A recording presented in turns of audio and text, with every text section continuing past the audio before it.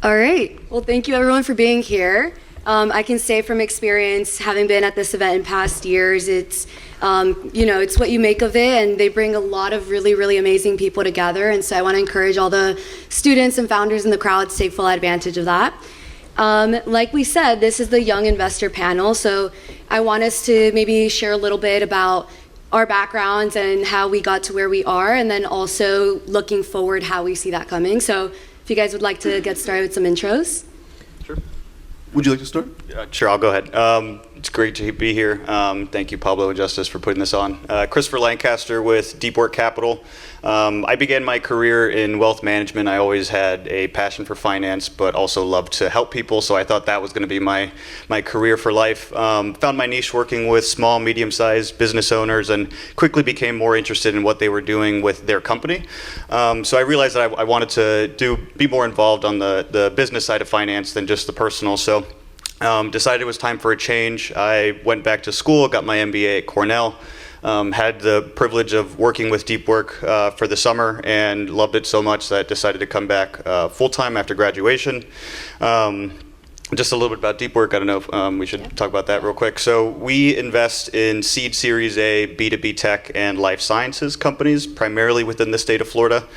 We have our own core funds that we manage, and we manage all of the state of Florida's venture capital programs as well, which looks to invest directly into innovative technologies that are based here within the state, within industries that are strategic. So aerospace, defense, clean energy, advanced manufacturing, and the works. But pleasure to be here. Thanks. Yusuf? Yeah, my background's slightly different. Two-time founder, failed miserably the first time, couldn't execute on the go-to-market at all. And then the second time had somewhat of a small exit. Went to BU, tried Deloitte freshman year, realized there's no way in hell I'm ever doing that again. So then worked for, just through luck and networking, found myself in venture. Worked for 5 funds throughout my time in school. That's always been primary to me. Helping founders, and then senior year of my college years at BU, I realized that there's a gap in the Boston ecosystem. No one was serving those undergraduate spiky talent over there, despite having Harvard, MIT, BU, Northeastern, Babson, and so many other great schools. So decided to start a fund investing in student founders, and our criteria is very simple. People who got that dog in them, and they're nice with it. It's as simple as that. All about grit, perseverance, and if life beats them 10 times to the ground, they get up 11 times and willing to eat glass for 10 years. Thank you. My name is Temple Ransdell. I'm the head of investor relations at Fuel Venture Capital. My journey into venture capital is a little bit unorthodox in comparison to some of the individuals that you're going to see on the stage today. I began my career in the NHL with the Buffalo Sabres, not as a player. I know that would probably make the story a little bit cooler, but as an analyst in the front office doing all their player contracts. But what I found was, and it's very interesting because at the time that was my dream job, but it wasn't really exciting for me. What I like to usually say is, while I was working over there, I was sitting in my full seat, but what I really wanted to do was sit on the edge. And venture capital is something that allows you to sit on the edge of your seat every single day. And I was fortunate enough to have interned for Fuel Venture Capital in the past, and from there was able to just really establish a lot of connections, and they were at the time looking for an analyst. So I started off as an analyst, just analyzing companies that fit Fuel Venture Capital's thesis, and then just recently got to spearhead our investor relations initiative. So that's a little bit about myself. Fuel Venture Capital as a whole, we opened our doors in 2017 with our first fund, Flagship Fund 1, and since then we've grown substantially. We manage just over $550 million in AUM. We deployed that capital across 4 sectors, mainly sports and entertainment, fintech, marketplace, and then enterprise SaaS. Right now we are headquartered in Miami, Florida, but we're also establishing different sectors and getting boots on the ground in New York City and in the Silicon Valley region. So that's very exciting for us. Thank you. I love the analogy about the chair, by the way, and sitting on the edge. It's a good one, huh? Absolutely. I'm stealing that. Thank you. Yeah, please. Quick intro on me. I actually just graduated UF about 6 months ago. I started in the ecosystem when I was 17. I had a startup, worked on it for about 2 years, raised funding, and failed miserably during COVID. So kind of, locked that up, went to college, and a couple years later found myself back in VC through UF Innovate Ventures. And it's been an extremely exciting ride, and now I'm with Plug and Play Ventures. So got to open up our new Orlando office. We're investing in founders in the B2B space. We work with corporate partners like Guidewell, Eli Lilly, Walmart, Nike, Visa to actually connect founders to these corporations for pilots, for contracts. That's our bottom line. So that said, always happy to talk to founders, and I want to get us started on maybe what your favorite thing is about VC. We're always on the edge of the seat. What is it that keeps you balanced on that seat and coming back? I'm the dumbest one in the room. That's my favorite thing about venture. You're interacting with people 100 times smarter than you. You're learning every single day. And there's nothing better in life than learning every single day. Yeah, absolutely. I'll echo that. One of my first mentors, the line that always stuck with me is, you don't know what you don't know. So the second that you think you know everything, you've lost. So always looking to learn something new, meet new people, and just being in this space, you're around so much knowledge and experience that just you never know who you're going to run into and what new little nugget of wisdom you'll learn that'll take you through the rest of your career. Yeah, I'm going to touch on that as well, and I completely agree. I am such a people person. That's why I think I really thrive in my role of investor relations. But what people need to understand about venture capital, and this is my favorite thing about it, is venture capital is first and foremost a relationship business and should only be treated as such. So when you're trying to get LPs, or even if you're at events like this, just make sure that you talk to as many people as you can. And then for me, in an investor relations perspective, getting to know each of our LPs and our investors and founders individually, and there's quite a bit of it, and it actually takes quite a bit of time, is extremely important. So my favorite part about venture capital is really capturing those relationships with just about everyone around you. I'd also like to second that, and knowing that we have so many students in the audience, I cannot emphasize how much class I skipped senior year to travel on my own time, on my own dime, go to conferences, meet people, sneak into conferences. Not that I'm recommending that, but yeah, no, absolutely, it is. So thank you for that. And I think that, I want us to acknowledge both sides, and so I want you guys to maybe touch on maybe what the hardest part is and what keeps you in this grind, because it really is a grind. I could start with this one. I don't have a negative of the venture capital landscape, but what I will say is it's not venture capital as a whole. My main qualm would be just the perception of venture capital, right? I mean, people see what VC is in TV and movies and social media, but it's extremely hard, it's extremely challenging, and it's extremely stressful. And what I always like to say is this: you are managing a portion of the financial lives of your LPs, and you're also trying to balance the founders that you're investing that money into. You're essentially trying to cultivate their dreams. But you also have to balance yourself as well. But oftentimes in venture capital, you're more focused and more worried about those two individuals, the LP and the founder, more so than yourself. And that is something that I think gets overlooked, and I don't say that to discourage anybody. I'm just setting expectations of responsibility. The whole perception of venture capital is extremely stressful and hard, but when everything hits right, and it will hit, it's very, very rewarding. Yeah, I mean, for me, there's nothing that I hate about this job. There's not a single morning that I've woken up and think, oh, I don't want to go to work today. I love what I do. I love who I do it with. I'd say one of the hardest parts, given that I like to try and help people, and I'm a people person just as much as Temple, is having to say no to so many people. Everybody thinks that they have the best idea in the world that's going to be the next greatest success. And it could be a really solid business. It just might not be the right fit for us. So having to say no isn't an attack on your character as an individual. So being able to, communicate that in a way that you're still able to maintain those relationships going forward, because you never know what opportunity might come back up in the future. That personally is a little bit more difficult for me, because I'd like to help people as much as possible. I would say it's just being able to keep tabs on as many people as possible. Venture capital is not a hard job. You're not solving rocket science. It's not difficult in the sense of it's super technically difficult. It's just you have to manage so many different relationships across so many different domains with so many different types of people, and being able to keep tabs on all these people is the biggest part of the job, because You miss one person, that could be the next Decacorn, that could be the next unicorn company, and that will haunt you forever.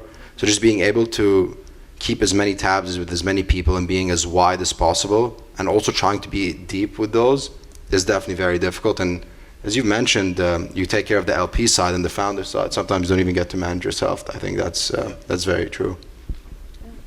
I think that those are some great context on, what we do and what that looks like in the day-to-day. So for anyone in the crowd that might be wanting to break into VC, what would you guys suggest as tactics or specific strategies to actually do that and get into the business? Yeah, I mean, it's really events like this. So really, if you go to summits and different venture capital conferences, and Justice and Pablo, are, in my opinion, they're the ones that carry the thesis of this. Make sure you meet every single person that you can and make sure that you get the most out of the opportunity that you're in. In this room today, there's a whole bunch of fascinating individuals, whether that be founders or people in VC, investors. Make sure that you at least try to engage yourself with those individuals and get to know them, right? And when that is done, never leave a door closed, really. I mean, and even if a relationship that you're trying to make today in a business perspective, even if that might not go far, right away, never leave that door fully closed. Keep it slightly open, because you never know what's going to happen in the next 2 years. In the next 2 years, that individual that you met could be an investor, it could be a business partner, and it could be an employer. Yeah, I certainly agree with that. I would say another tactic, if you're looking to break into VC, not everybody is, cut out to be the founder, but you could be a great early employee at a startup. So, a lot of people get into this space by being an early employee that scales with the company. They have a successful exit, and you're able to bring that value to a venture firm to continue to provide that knowledge to other companies that you end up investing in. So if you're not a founder, consider joining a startup, understanding what that ecosystem is like, what it takes to build a successful company, and that might open up some doors as you end up at these type of events, meet the right person, and just be at the right place at the right time. I mean, there's 3 ways to break into venture from what I've seen. You're either a founder, an operator, or a networker. I would go for the last one. That's the easiest way. Just know the best founders. Hang out with the smartest people. Find the most ambitious people you can be around, and just be around them. Because once the crazy starts sounding normal, then there's nothing to stop you from there on. Or you've exited the company. That's it, the most ideal way. And then operator just worked at huge companies and just managed to scale. But I would just definitely focus on the networking element. It's the most fun part. Hang out with the smartest people and be around the smartest guys, and magic happens there. And one more thing going off of his point, because I really like what you said. The networking aspect truly is very, very important. And I'm a firm believer in that birds of a feather, they flock together. And that is, with founders, that's with LPs, that's, people with money hang out with people with money. People in VC hang out with people in VC. So if you can crack that networking group, it's going to take you a really, really long way. I'd like to add that a lot of people see venture and almost put it on a pedestal of breaking into VC. And one of the things that I had to think through was actually coming into VC from a place of being humble and seeing it as a way that you are helping all these intelligent people. Because I love what you said, Youssef. I love not being a smart person in the room, right? Like, I love being with the people that are way more intelligent. They're the scientists, they're the technical people, they're the ones building, and I'm just here to support them. And so I think that if for anyone wanting to break into venture, it has to be from that perspective and not from a place of ego or whatever pedestal venture is put on. So, love that. All right, and so, okay, if we zoom out for a minute, on the founder side, what is advice that you would give to founders in the room as far as how to pitch to you or how to approach you? I feel like that first impression matters a lot, so would love your take on do's and don'ts. Sure. Yeah, this one could be a little bit controversial just because I know, certain founders may not have the access to, seeing an individual in person, but I personally, I hate cold emails. I do. My inbox is always being spammed with a whole bunch of emails, and my LinkedIn is even worse. if you can try to get in front of a VC firm or an individual in a VC firm like a Summit, or what I would do, show up to their office unannounced and force a little bit of a meeting. That's the best way to pitch me, in my opinion. But cold emails, I'd still do it, but I'd caution with it, just because all of us are so busy. We get so many emails. You know, I don't know about you guys, but we get so many emails every single day, and a lot of them just go straight to the spam or straight to the trash. So if you can actually see someone in person and then pitch your product, I think that's going to take you a lot farther than just doing a cold email. Yeah, I think being personable with your outreach, so not just sending generic emails that could easily just seem like you were on a blind copy list, and I don't respond to a lot of those. So if you could be really thoughtful with why you think your company falls within our thesis, to help me start to form that that thought in my head that this might be a good fit and worth the conversation, definitely value add. You know, if you can point to a couple similar companies that we've invested in and why you think you are, you know, similar to them as well, just really be thoughtful in your emails. You can tell when something is copy paste and you're just changing 2 or 3 words and a name. And so if you can't get a warm intro at an event or from somebody who's a degree or 2 away from the firm, you have to be 10 times more thoughtful on that email that you're sending if you actually want to get, you know, a genuine interest and response. I think some of the green flags, like warm intros always win. That's definitely a way. But when you're on that first call or meeting someone for the first time, you know within the first 5 minutes if you want to take this further or not. And I think the biggest things to look for is an irrational self-belief. Like, you have to be delusional to the moon. You have to genuinely believe you're sent by God to solve a problem. And borderline narcissistic, but also incredibly insecure. You want to find someone with both of these. Nothing's going to stop them.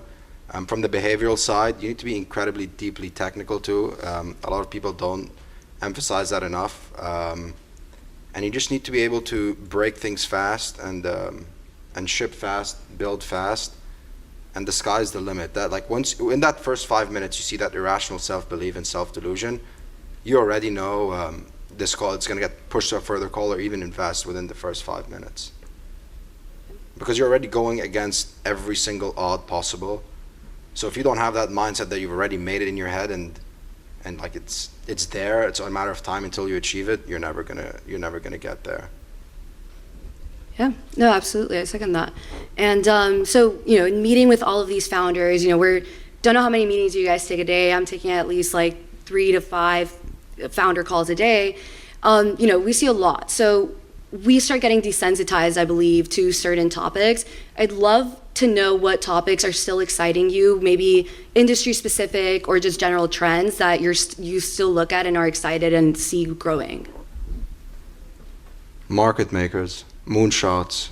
That's what create markets. And what makes a moonshot?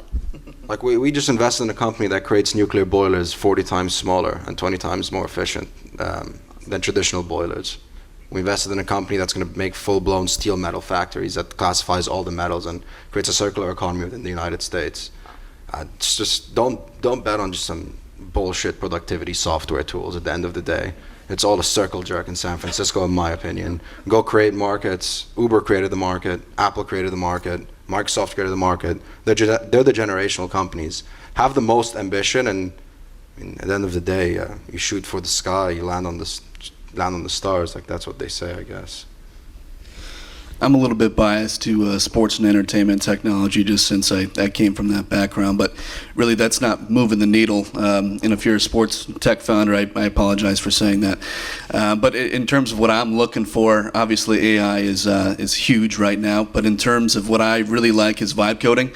So we just invested in a company called Replit. It's out of Silicon Valley. It's a it develops apps for you, and in terms of founders who lack the capital to get their idea and maybe their app off the ground, it usually takes a lot of money, capital and a lot of manpower and a lot of time to create an app, but what Replic's doing is it writes that code for you, and it makes sure that you get an app, no joke, within 5 minutes. So vibe coding, I always get a little bit excited when that comes, not via email, but I always get excited when they come into the office. By the way, I do actually read my LinkedIn messages, so just saying, feel free to reach out if you're a founder. So I know we don't have a lot of time left. I want to go pretty big picture into VC, but keep it maybe, understandable layman terms. There's a trend, or at least the belief of a trend, where we're going towards consensus capital, where we're just investing into the, predictable founder who had an exit, who went to Stanford. So I want your take on whether you think that's true, on how you see the future of VC going, if that is the correct path, and what we should be doing about it. Yeah, it certainly does seem like everybody just chases the big names and investing alongside of the largest firms, but that also comes with increased valuation. So I think you kind of have to be anti-consensus and trying to get in earlier than the big names, so that you get that right up, obviously.